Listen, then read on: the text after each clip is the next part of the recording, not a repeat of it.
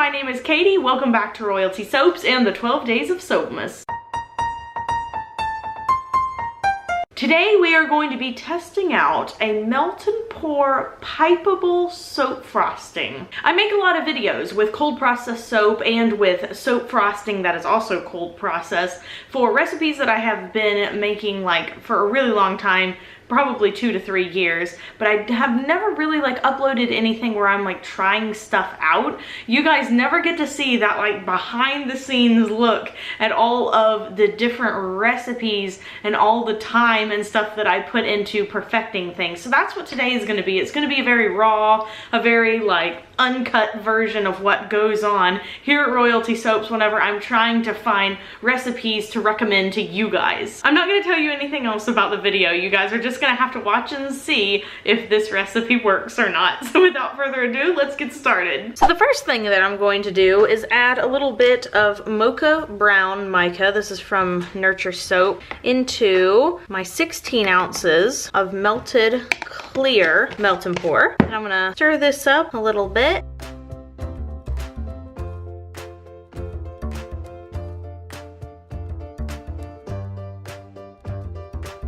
And now I'm going to add just a little bit of fragrance oil. About 0.75 ounces of fudge brownie from Crafter's Choice. Gonna mix that in really good. This fragrance oil does discolor to a very dark brown, so I didn't use that much mica because, I mean, it really just doesn't need that much. So now I'm going to pour into my little cupcake molds. I'm not actually sure how many of these I'm going to get with 1 pound.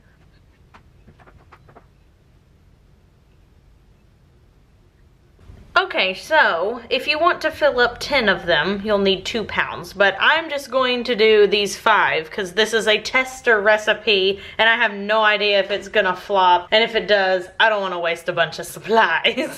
Okay, so while those little cupcake soap bases are setting up, we're gonna heat up 8 ounces of melt and pour and 1.5 ounces of shea butter in the microwave until it's completely dissolved or melted, whatever.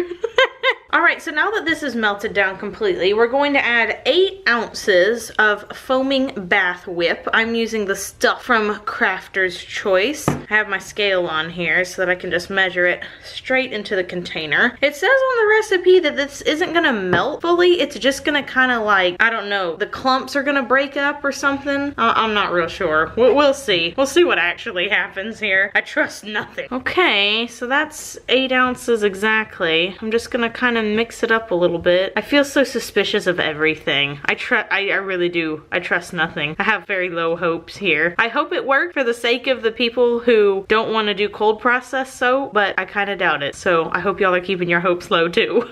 Okay, so it has broken up the clumps pretty good here. It kind of just feels like, I don't know, maybe a really thin lotion at this point. Okay, so now we're supposed to mix that up with a hand mixer. So I have this one right here from Hamilton Beach, which I'm pretty sure is a Walmart brand. So I'm sure it's very affordable. And then you're just supposed to blend this for like 5 minutes or so until it gets really fluffy. So here we go.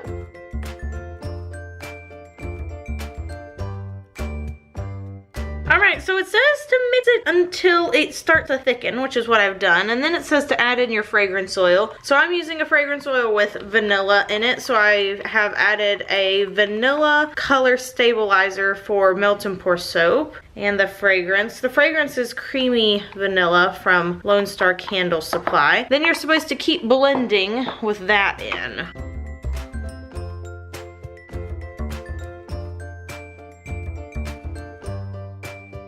Okay, well it's not really holding a peak yet, even though it is pretty stiff in some areas, so I don't know. I feel like I should start piping though because it's starting to like get sticky on the sides and stuff.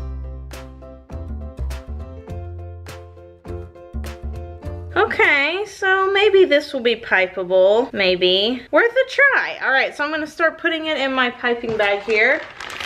I'm using the Royalty Soaps piping set with one of the Open Star tips. It's a little bit smaller since we are piping on soap cupcakes. This does smell really good. Kind of has a jello texture to it. I'll be interested to see how hard it gets. Okay, well let's just start with this much. Start in the middle. All right. Could be much worse. Kind of is the texture of meringue, I would say. Then I'm gonna go around on top.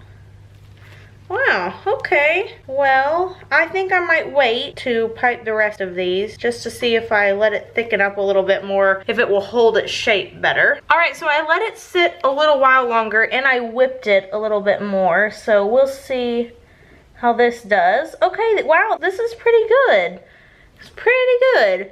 It doesn't have a super defined piping look about it, but oh wow, oh that's not very good. It started out good and got kind of bad and now it's kind of good again. Wow, this last one definitely looks the nicest. In fact, I'm just gonna take this off and redo it.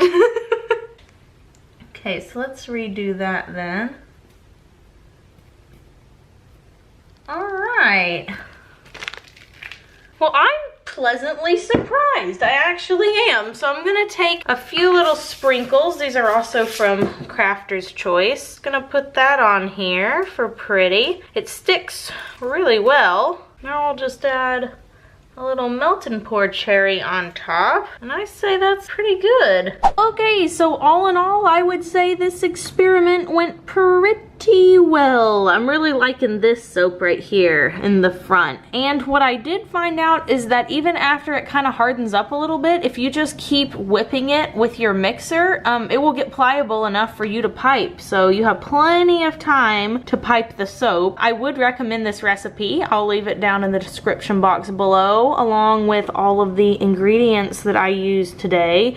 And for those who like to make soap but they don't want to make cold process, I would say this is a really great alternative if you're wanting to do some cupcake soaps. If you enjoyed today's video, please give it a big thumbs up, subscribe to the channel, maybe even leave us a comment down below, and we will be back tomorrow for the next installment of the 12 Days of Soapmas.